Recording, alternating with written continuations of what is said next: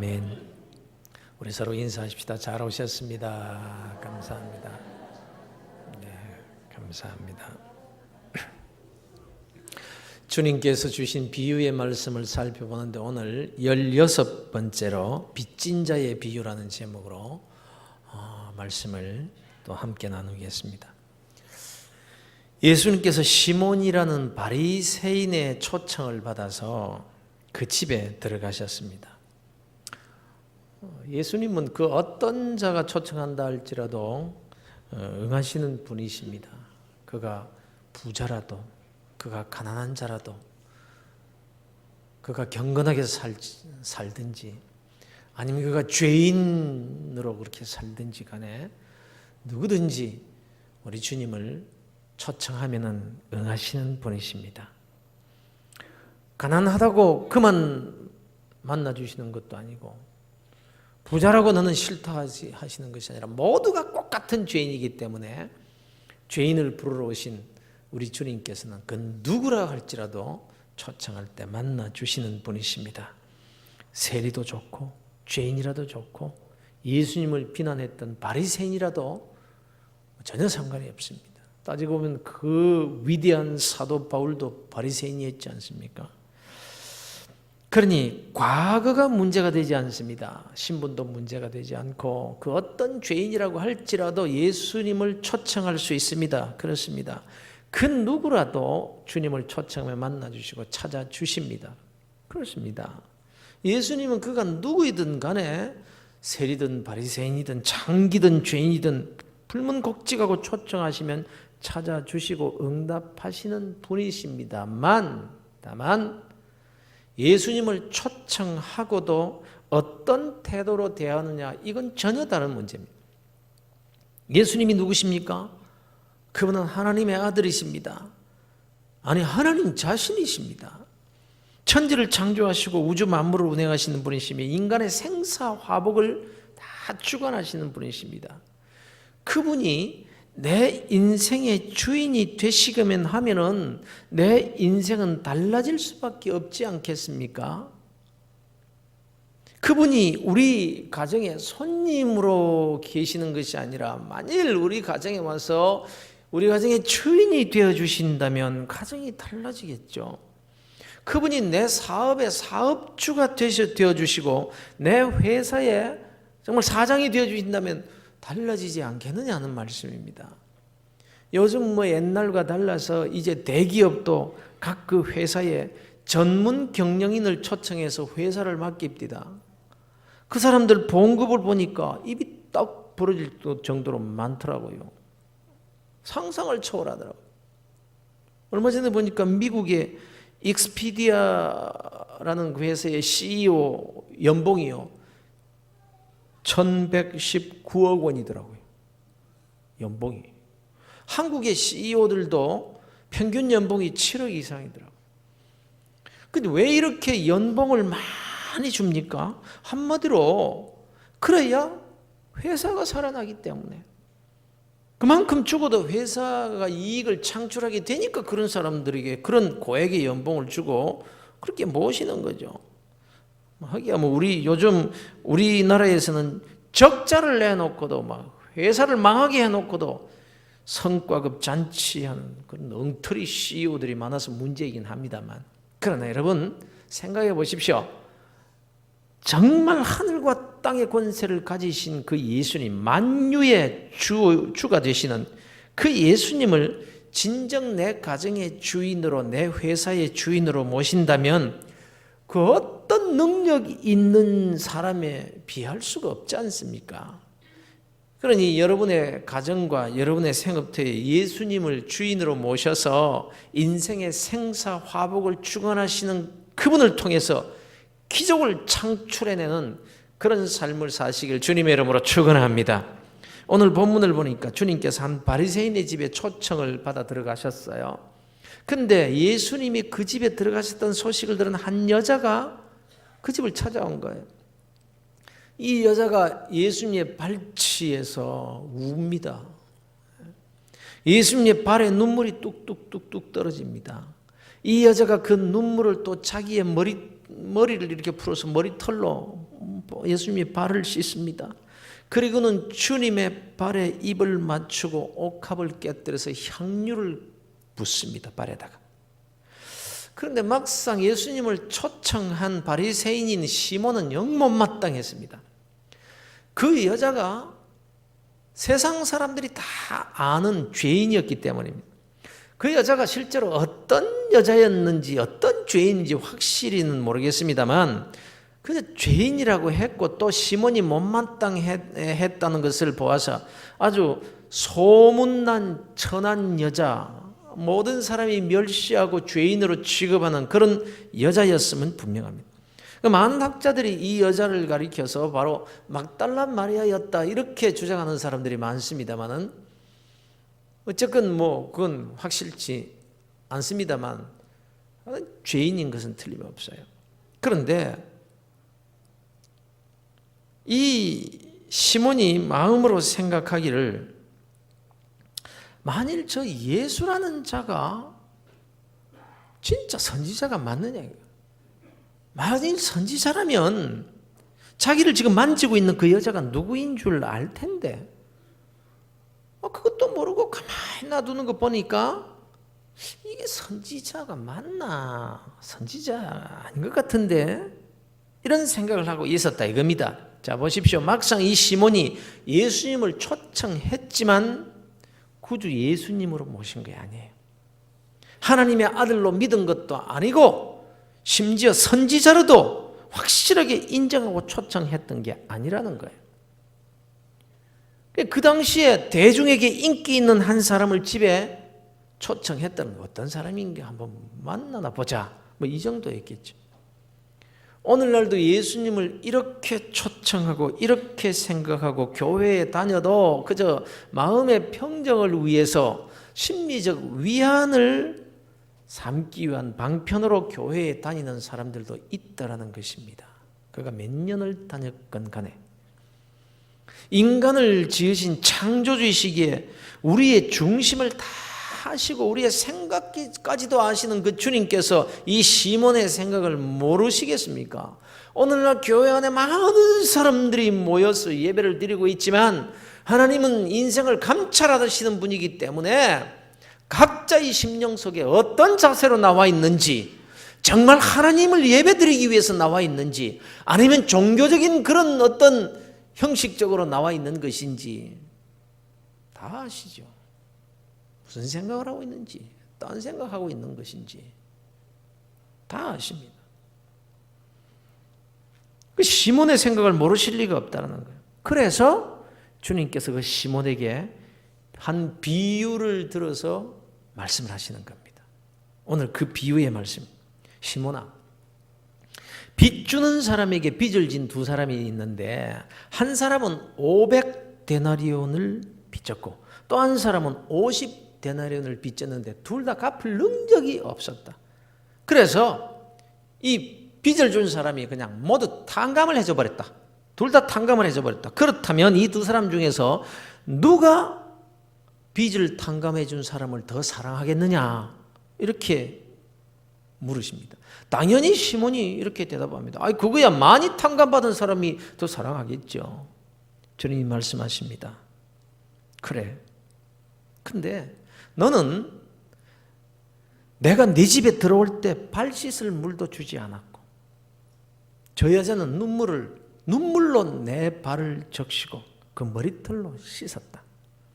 또 너는 내게 입 맞추지 아니했지만 저는 내가 들어올 때부터 내 발에 입 맞추기를 그치지 않았고 너는 내 머리에 감람류, 그 흔한 감람류도 붓지 않았지만 저 여자는 그 귀한 향유를 내 발에 부었다.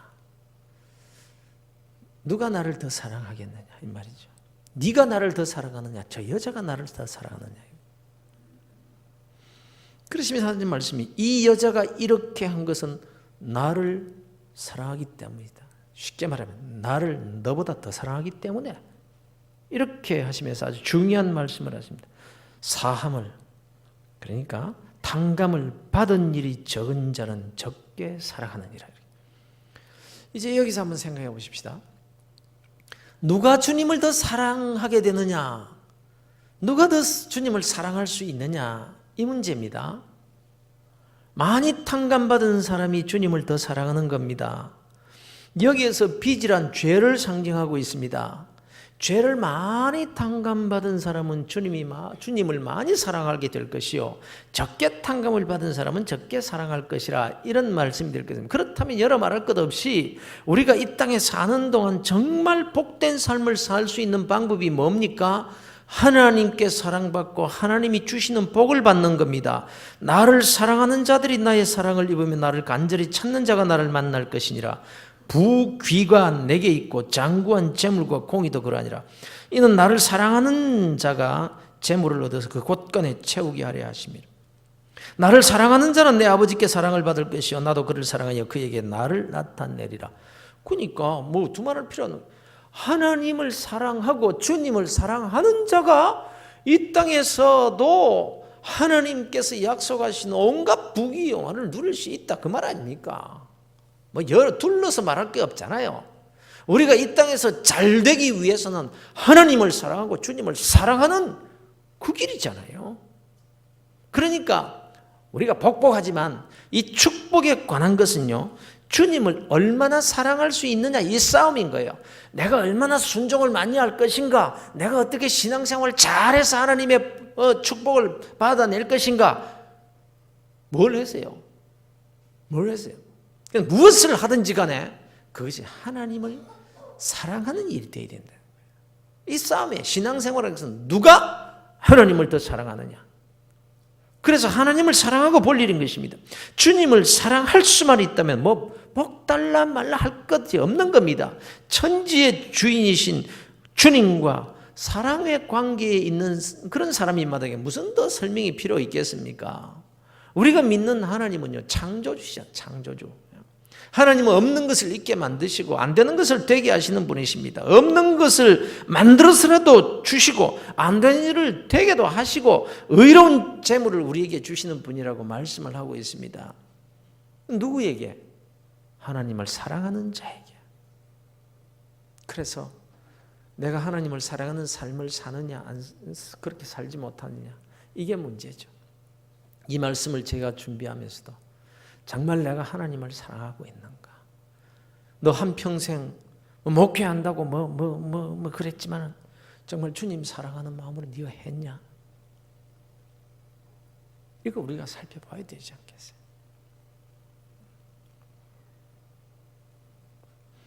그런 거로 여러분, 어떻게 하든지 하나님의 사랑을, 주님의 사랑을 받는 일에 힘써야 되겠다.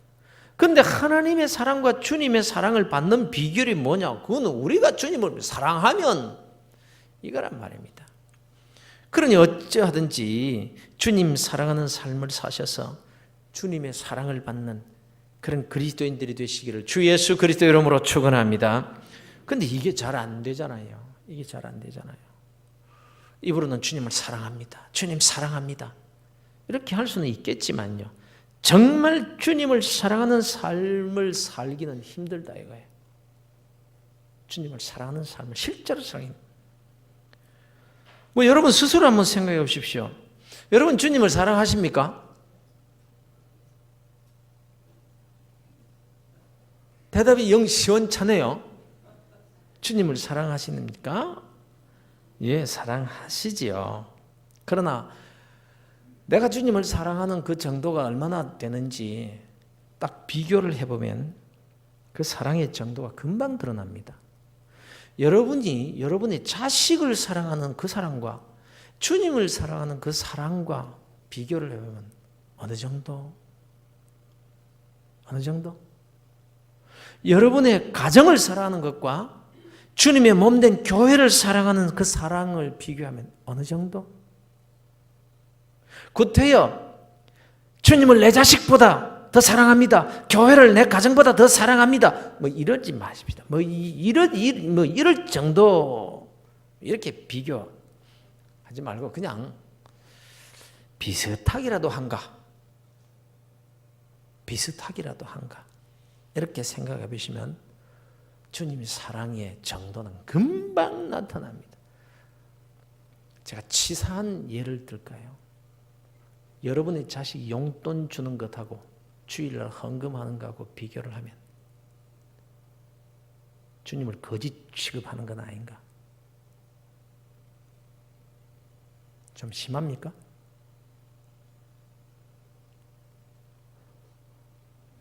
아무튼 우리의 신앙생활이라는 것이, 그 싸움이라는 것이 주님을 얼마나 사랑하느냐 이것이라면요, 여기에 생명을 걸어야 되는 건 아닌가요?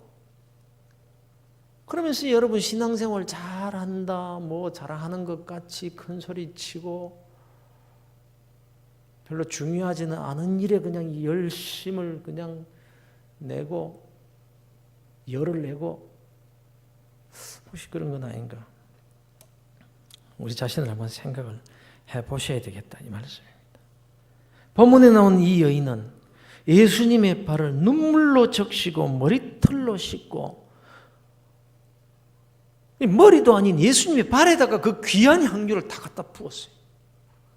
근데 이 여인이 가졌던 향유는 값지고 귀한 것입니다. 마태복음 26장에도 향유를 예수님께 붓는 여인에 대한 기록이 있습니다. 한 여자가 향유를 예수님의 머리에 이 향유를 붓는데요, 제자들이 화를 벌컥 냅니다. 향유를 허비한다고 말입니다. 이것을 비싼 값에 팔아서 가난한 사람들에게도 줄 수 있는데 하면서 야단을 칩니다. 또 요한복음 12장에서도 향유 붓는 여인에 관한 내용이 나옵니다. 여기에서 향유를 부은 여자는요, 마리아. 곧 나사로의 누이였고 마르다의 여동생이었던 그 동생이었던 그 마리아. 여기에서 가룟 유다가 그냥 야단을 치죠. 300데나리온은 좋게 받을 수 있는 향유를 허비한다고 막 야단을 칩니다. 그러니까 성경에 나온 이 향유라는 것은 아주 비싸고 귀한 것을 상징하고 있는 겁니다. 이 비싼 향유는 여러분 아시잖아요. 향수를 뭐 어디 외출 나갈 때 우리 권사님들 들다 붓고 갑니까? 그 조금 찍어서 귓불에다 바르든지 뭐 이렇게 소매에 뭐 이렇게 뿌리든지 뭐 그렇지 않습니까? 그런데 마태복음에 보면 향유를 예수님의 머리에 붓는 것을 보고, 머리에다 붓는 것을 보고 낭비한다고 제자들이 야단을 쳤어요. 그런데 본문에 나온 여인은 그 비싼 향유를 예수님의 머리도 아닌 발에다가 붓습니다. 이것은 세상적인 가치로 아주 어리석은 행동을 상징하는 거예요. 허비하고 낭비하는 행동을 말씀하고 있는 겁니다. 사실 교회의 일이라는 것이 이런 일이 얼마나 많습니까? 경제학적으로 볼 때, 상식적으로 볼 때 낭비한다고 생각될 만한 그런 일들이 거의 대부분이잖아요. 뭐 예컨대 선교라는 게 그렇잖아요. 아무 열매도 없는 것 같은 일에 어떤 때는 막 갖다가 붓는 거예요. 그래서 믿음이 없는 사람, 그러니까 가치관 자체가 세상적 가치관으로 자리를 잡고, 아니면 교회는 다니지만 신앙적인 가치관을 전혀 갖추지 못한 그런 사람들은요, 그냥 낭비로밖에 생각이 안 되는 거예요. 그가 오래 교회를 다녔건 그 어떤 직분을 가졌건 신앙적인 가치관이 아닌 사람에게는 그건 낭비예요. 어리석은 일이에요. 그래 그것 때문에 열을 낸다고요. 어떻게 주먹구구식으로 이렇게 하느냐고 막 하면서 자기의 이론, 자기의 생각, 자기의 경제 논리 뭐 이런 것과는 전혀 안 맞으니까 열을 내는 거죠. 뭐 그게 교회를 사랑하기 때문에 그렇다고도 할 수도 있는 거예요. 그러나 잘못된 거죠. 전혀 잘못된 거예요. 그가 예수님의 12 제자 중에 한 사람일지라도, 예수님의 제자였으면서도 그렇게 했으니까. 그러나 여러분, 이런 주님을 사랑하면 그 낭비하는 그 일이 즐거운 거예요. 세상 사람들이 볼 때 도저히 이건 말도 안 되는 일이다, 이렇게 어리석게 책망을 할 그 일이 즐거워지는 거예요. 향유를 예수님의 발에다가 쏟아붓고도 기쁜 거예요. 아깝지가 않습니다. 여러분이 가진 향유가 무엇인지는 모르겠습니다만 그 향유, 주님께 부어드릴 만한 사랑이 내게 있느냐 없느냐, 이게 굉장히 중요한 거예요. 예, 사랑하고 싶은 마음이 있습니다. 정말 나도 이 여인과 같이 내가 가진 향유를 주님께 부어드리고 싶습니다. 그런데 막상 그렇게 하지를 못합니다.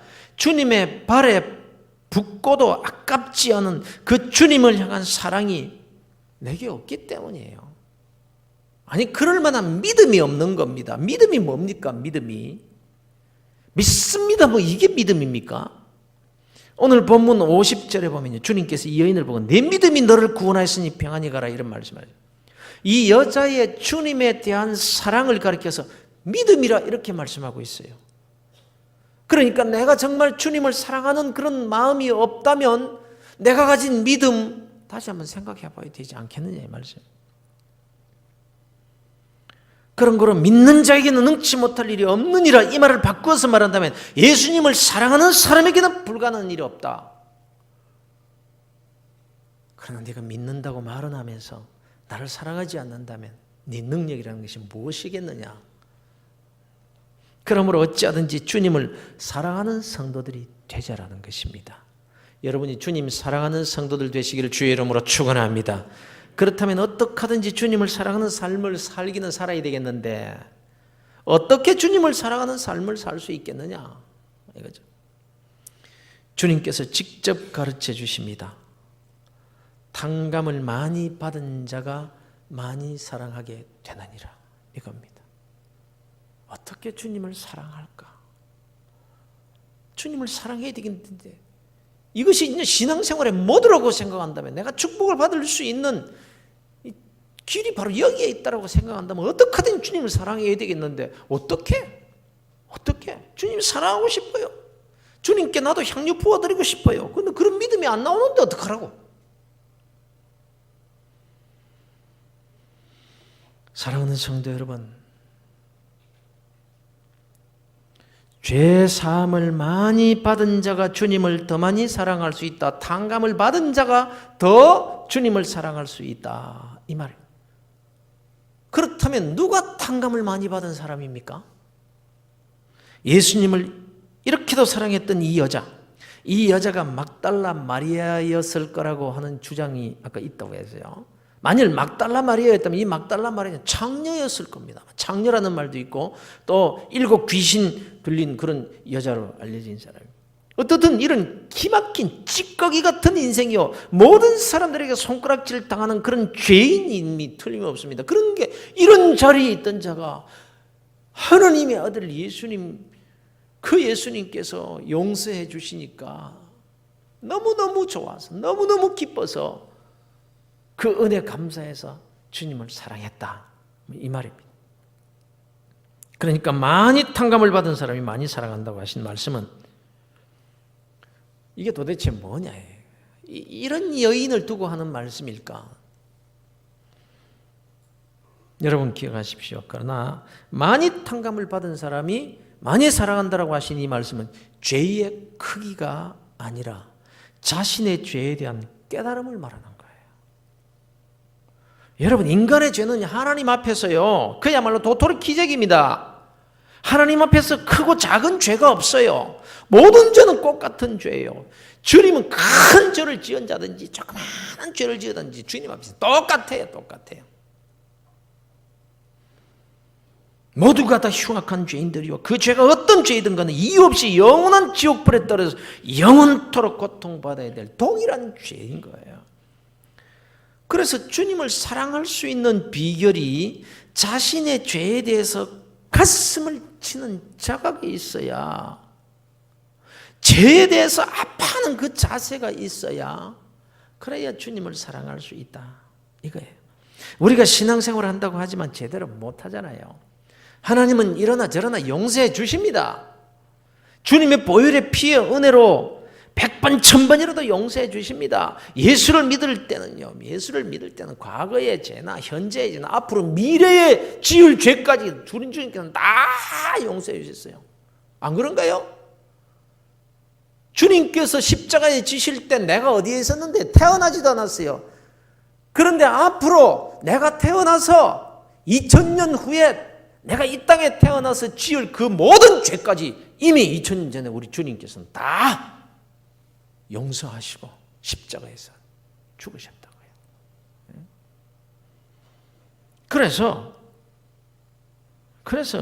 뭐 예수를 믿는 사람은 다 죄 용서 안 받아요. 그러나 신앙생활에 죄에 대한 통절한 자각이 있는 것과 나는 예수 믿으니까 구원 받았어, 이런 태도는 전혀 같지가 않은 거예요. 후자가 믿음이 훨씬 좋은 것 같습니다. 나는 무조건 주님을 믿어버려. 나는 구원 받았어. 구원에 확신이 가득하니까 굉장히 믿음이 좋은 것 같습니다. 믿음이 좋습니다. 그러나 죄 사함 받은 은혜에 대한 감사와 감격은요, 하늘과 땅만큼의 차이가 나고 그로 인해 주님 사랑하는 정도는요 비교할 수가 없는 거예요. 많이 탕감을 받은 자가 많이 사랑하게 되느니라. 뭐 예컨대 주의를 지키는 문제를 한번 생각해 보십시다. 하나님은 주의를 거룩히 지키라고 하셨습니다. 그러면 어떻게 하는 것이 거룩히 지키는 겁니까? 예배드리고 헌금하고 또 교제하고 그러면 되는 거 아닌가요? 하나님은 우리에게 올무를 거시는 분이 아니시라 자유케 하시는 분이시지 않느냐라는 거. 주님께서 율법주의를 가장 싫어하셨는데 모든 공예배는 꼭 참석해라 이러는 건 율법적이지 않느냐 이렇게 생각하는 사람들이 요즘 참 많습니다. 그래서 주일 성수를 막 율법적인 개념으로 강조를 하면은 좀 수준이 낮은 신앙인 것처럼 여기고 자기는 굉장히 수준 높은 신앙인으로 여기는 사람들이 오늘날 너무 많아요. 그래도 뭐 구원받는 데 지장 없고 그리스도인이 아니라고 말할 사람도 없을 겁니다. 다만 안식일을 지키라고 명령하신 하나님의 뜻, 오직 천지를 만드신 분은 하나님이시다. 하나님만이 창조주시다. 나를 지으신 분도 하나님이시고 하나님께서 내 인생의 주인이시다. 하나님은 창조주신 나는 피조물이다. 그래서 나는 이 땅에 살아갈 동안에 하나님의 말씀에 순종하여 살아야 될 자다. 이 신앙 고백을 받기 위해서 너 안식일 일하지 말아라. 만일 일하면 죽이리라. 반드시 죽이리라. 이렇게까지 말씀하신 하나님의 뜻을 아는 사람과 모르는 사람은 전혀 다른 거예요. 왜 그렇게 지키라고 하셨는가? 왜 이러지 말라고 하셨는가? 그게 율법주의적인가? 아니면 하나님께서 우리에게 신앙 고백을 받으시기 위해서 내 인생의 삶에서 하나님의 그 위치를 찾으시겠다는 거, 하나님의 간절한 그 마음, 내가 네 인생의 주인이 되어주겠다라고 말씀하시는 그 하나님, 그 마음을 아느냐 모르느냐 전혀 다른 차원이에요. 구약시대 때만 안식일 안 지켰다고 죽었습니까? 그러나 그때 안식일을 정말 감사함으로 지킨 자와 지키지 못한 자의 삶은요, 하나님과의 그 관계는 완전히 다른 거예요. 완전히 다른 거예요. 이제 안식일 대신 지키게 된 이 주일은 내가 구원받을 자격이 없는 자입니다. 내가 구원받기 위해서 한 일은 아무것도 없습니다. 오직 주님의 은혜입니다. 나는 죄인 중에 괴수입니다. 내가 이렇게 재창조되어서 구원받은 것은 주님께서 내 죄를 다 담당해 주셨기 때문입니다. 지난 한 주간도 말씀대로 살지 못한 죄인입니다. 순종하고 싶지만은 나의 죄악 때문에 실수도 많이 했고 불순종의 삶을 참 많이도 살았습니다. 그런데 주님, 나를 구원해 주시고 나의 죄를 용서해 주시고 오늘도 하나님 아버지의 자녀로 이렇게 불러주신 것 감사합니다. 주님 감사합니다. 이 죄에 대한 자각, 나는 죄인입니다. 할 수 없는 죄인, 이 죄에 대한 자각이 주일마다 가슴에 와 닿는 사람은 주일을 함부로 지키지 않을 겁니다. 주일을 함부로 살지 않는 거예요. 주님의 은혜를 아는 만큼 주님 사랑하게 되고 주님을 사랑하는 만큼 자기의 옥합을 깨뜨려 향유를 주님께 붓는 그런 주일이 되게 한다는 거예요. 많이 탕감을 받은 자가 많이 사랑하게 되느니라. 자기의 죄를 날마다 주일마다 자각하는 자가 주님의 용서에 대해서 감사할 줄 알게 되고 그가 주님을 사랑하는 사람이 될 수 있는 거죠. 많이 탕감을 받은 자가 많이 사랑하게 되나니라. 그렇다면 여기 앉아 계신 여러분은 어떤 죄인입니까? 이 여인만큼 기구한 운명 속에서 살다가 이제 예수 믿고 새로운 삶을 살고 계시는 분이 계십니까? 그렇다면 정말 감사해야 되겠죠. 그 은혜가 얼마나 큰 은혜입니까? 은혜를 아는 만큼 예수님을 사랑할 수 있게 되니까 말입니다. 그런데 평범한 그리스도인들은 우리는 어떻습니까? 창기와 같은 삶을 살지 않았습니다. 귀신이 들렸다가 예수 믿고 극적으로 귀신이 쫓겨나간 그런 은혜를 받은 적도 없습니다. 뭔가 더러운 죄에 빠진 생활도 하지 않았고 뚜렷한 실정법을 어기고 감옥에 갔다 온 일도 없습니다. 그래서 주위 사람들로부터도 칭찬을 받아왔고 그렇게 살았을 망정 아주 몹쓸 사람이라는 소리를 듣고 살지 않았습니다. 그러니까 더러운 죄에 빠져서 형편없는 삶을 살다가 예수 믿어 구원받은 사람들, 이런 사람들은 많이 탕감을 받은 사람들이니까 그래서 그가 주님을 더 사랑할 수 있어서 주님의 사랑을 더 많이 받을 수가 있다면 그 점에서는 평범한 우리 그리스도인들은 손해가 아닌가요? 나도 개판 치다가 구원받았으면 더 감격이 있고 더 주님을 사랑할 수 있을 것인데 주님의 사랑을 그래서 더 받을 수 있을 것인데 내가 모태신앙으로 자라가지고 죄도 좀 짓지도 못하고 나쁜 짓도 못 해보고 그래서 그냥 그렇게 살아온 그런 신앙생활이 되다 보니까 감격도 별로 없고 극적인 그런 어떤 체험도 없고 그래서 손해가 많이 되시는가요? 그렇지 않습니다. 여러분 생각해 보십시오. 이웃에게 손가락질 받지 않고 살 수 있었다는 그 자체가 큰 은혜인 거예요. 저 시궁창에 떨어져서 더럽혀질 수도 있었을 터인데 하나님의 은혜 그 손으로 붙들어 주셔서 어릴 때부터 신앙생활하게 되고 주일학교 다녔고 구원해 주셨습니다. 믿는 집안에서 태어나게 하셨습니다. 감옥에 가지 않고 살 수 있었던 것도 생각해 보니까 하나님의 은혜입니다. 더러운 죄의 자리에 빠지지 않은 것도 성령님께서 나를 붙들어 주셨기 때문이지 내가 의로워서 그렇다는 거 아는 거 잘 아시지 않습니까 여러분? 내가 누굽니까? 형편없는 죄인인 것을 여러분 자신은 알잖아요. 아내는 모르고 남편은 모르고 자식은 모르고 부모는 몰라도 여러분 자신은 알잖아요. 얼마나 여러분이 야곱과 같은 인생인지. 그래서 하나님은 자기 자녀들을 위해서 야곱아, 이스라엘아 이렇게 부르시는 거예요.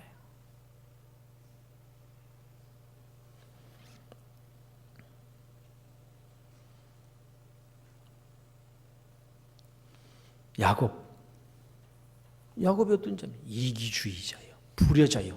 겉은 그리스도인 같은데 내 자식이 나를 두고 어머니 아버지는 왜 교회 안에서와 교회 밖에서 삶이 저렇게 다를까? 이런 말을 듣지 않습니까? 여러분의 자녀들이 그래도 효자들이라서 부모님 상처받을까 봐서 이런 말 안 하고 있을 뿐이지 속으로 가슴앓이 하고 있다고요. 오늘날 그리스도인들이 자식들이. 그래서 나중에 다 빗나가요. 빗나가. 저렇게 예수 믿을 바에 나는 안 믿겠다. 그래서 공개된 죄인보다요 내가 더 큰 죄인일 수 있는 거예요. 정말 정직하게 나 자신을 들여다본다면 말입니다. 성 프란시스 제자가 하늘나라에 가서 성 프란시스가 앉을 자리를 보고 와서 스승에게 물었다지 않습니까? 선생님은 어떤 자라고 생각하십니까? 나는 세상에서 가장 큰 죄인이라고 생각하네.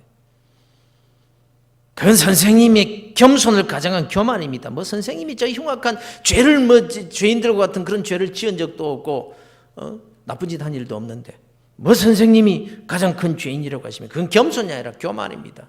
이렇게 몰아붙였을 때에 아니라네.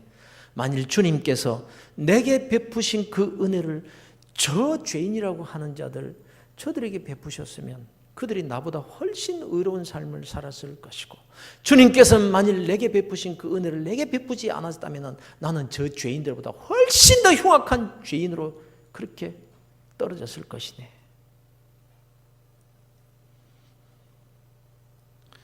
여러분, 우리는 모두가 죄인이에요. 모두가 죄인이에요. 그러니 많이 탕감을 받았느냐, 적게 탕감을 받았냐, 이것은 내가 얼마나 깨닫느냐의 문제이지 큰 죄인이냐 작은 죄인이냐 이게 아니에요. 큰 죄를 용서받았느냐 작은 죄를 용서받았느냐 이 말씀이 아니라는 거예요. 죄의 질이나 양에 관계된 것이 아닌 겁니다. 누가 하나님 앞에서 내 죄는 적고 네 죄는 더 크다 이렇게 할 수 있겠습니까? 그야말로 50보 100보가 아니에요. 50보 100보. 50보 100보라는 말 아세요? 50보 100보. 이 말이 어떻게 생긴 얘기인지 아시냐고요? 50보 100보. 전쟁 때였습니다. 아군이 밀렸습니다. 아군이. 적군에게 밀렸습니다. 그러자 한 사람 두 사람 막 겁이 나가지고 도망을 치기 시작합니다. 그런데 다시 전세가 역전이 되어서 아군이 전쟁에 승리를 했습니다. 그러자 도망갔던 자들이 붙잡혀온 거예요. 도망갔던 자들이. 그리고는 이런 말을 합니다. 저 친구는 100보를 도망갔지만 나는 50보밖에 안 갔는데요. 이럽니다. 그때 장교가 말하기를 100보를 가건 50보밖에 가지 않았건 도망간 것은 꼭 같기 때문에 꼭 같은 벌을 받아야 된다. 이렇게 했다는 거예요. 여기서 50보 100보라는 말이 나왔습니다. 하나님 앞에서 큰 죄 작은 죄가 없어요. 다만 자신을 돌이켜 깨닫는 만큼 많이 탕감받은 자가 될 수 있고 탕감받은 만큼 감사하게 되고 감사하는 만큼 주님을 사랑할 수 있게 되는 거예요. 내가 얼마나 큰 죄인지를 알면 알수록 매일 고백하면 알수록 주일마다 나와서 주님 나는 할 수 없는 죄인입니다 가슴을 칠 수 있는 그런 영성만 있다면 그가 많이 탕감을 받은 자예요. 그가 하나님을 많이 사랑할 수 있는 자가 될 것이고 그런데 혹 주일마다 나와서 의인과 같은 행세를 하신 적은 없으신가요?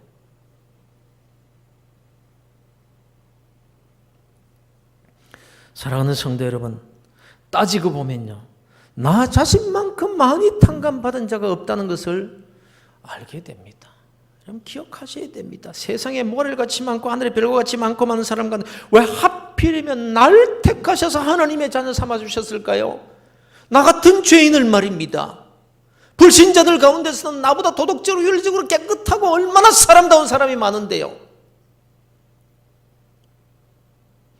생각하면 생각할수록 내가 죄인이요 다른 사람보다 더 큰 죄인입니다. 그런데 이 깨달음과 이에 대한 고백의 삶이 주님 사랑하며 사는 길, 그게 곧 은혜와 축복 가운데 사는 길이라고 말씀을 하고 있는 겁니다. 그냥 이렇게만 생각하세요. 내가 주님을 정말 사랑하기 위해서는 내가 죄인인 것을 깨달으면 깨닫는 만큼 주님 사랑할 가능성이 많다. 그러니까 죄의 고백이 그렇게 중요한 거예요. 뭐 예수 믿으면 죄 용서함 다 받았는데 뭐 맨날 죄인이요 죄인이요 이러면서 굉장히 믿음이 좋은 것처럼 이렇게 생각하는 교만한 자들이 오늘날 많아요. 그러나 여러분 세상 사람들이 뭐라 그러든지 말든지 주님 나는 죄인입니다. 나는 죄인입니다. 나는 죄인입니다. 주일마다 나는 죄인입니다라는 이 고백이 부족해서 새벽마다 나와서 나는 죄인입니다. 주님 나는 죄인입니다.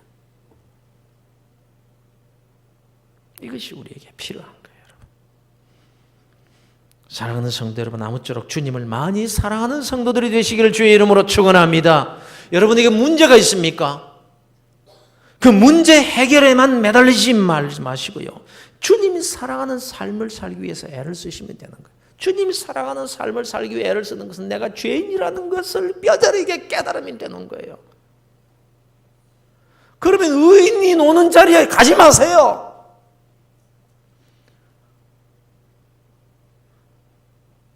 그러면요,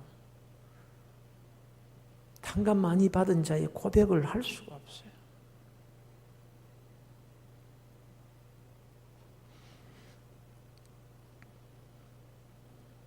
자기의 소중한 향유를 예수님의 발에 쏟아부은 이 여인처럼 주님 은혜가 너무 감사해서 주님을 너무나 사랑해서 내가 가진 이 향유를 주님께 부어드릴 수 있는 그런 믿음의 사람들이 다 되시기 바랍니다. 그래서 내 사랑이, 내 믿음이 너를 너의 문제로부터 구원하였느니라. 이런 말씀을 듣는 성도들이 다 되시기를 주 예수 그리스도 이름으로 축원합니다.